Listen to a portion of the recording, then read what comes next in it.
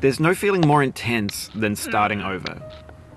If you deleted your homework the day before it was due, as I have, or if you left your wallet at home and you have to go back after spending an hour in the commute. If you won some money at the casino and then put all your winnings on red but it came up black. If you got your best shirt dry cleaned before a wedding and then immediately dropped food on it. If you won an argument with a friend and then later discovered that they just returned to their original view. Starting over is harder than starting up. If you're not ready for that, like if you've already had a bad day, then what you're about to go through might be too much. Feel free to go away and come back. I'll be here. Alright, thanks for coming with me on this trip. I'll understand if you have to take a break at any point. Just find a safe place to stop and quit the game. And don't worry, I'll save your progress, always, even your mistakes. This game is a homage to a free game that came out in 2002, titled Sexy Hiking. The author of that game was Jazzuo, a mysterious Czech designer who was known at the time as the father of B games. And B games are rough assemblages of found objects. Designers slap them together very quickly and freely, and they're often too rough and unfriendly to gain much of a following.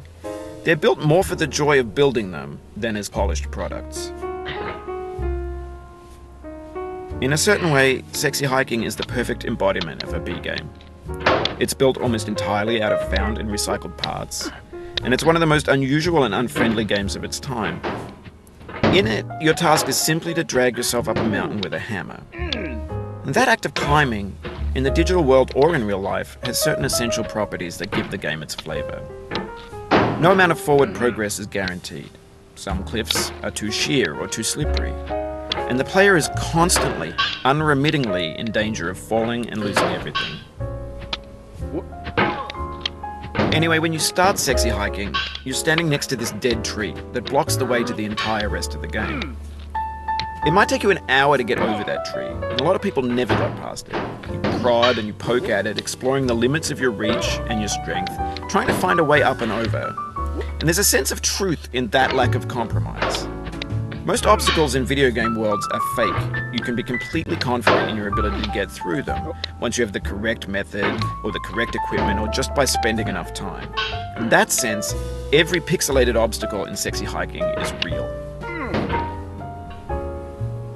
The obstacles in Sexy Hiking are unyielding, and that makes the game uniquely frustrating. But I'm not sure Jazzuo intended to make a frustrating game. The frustration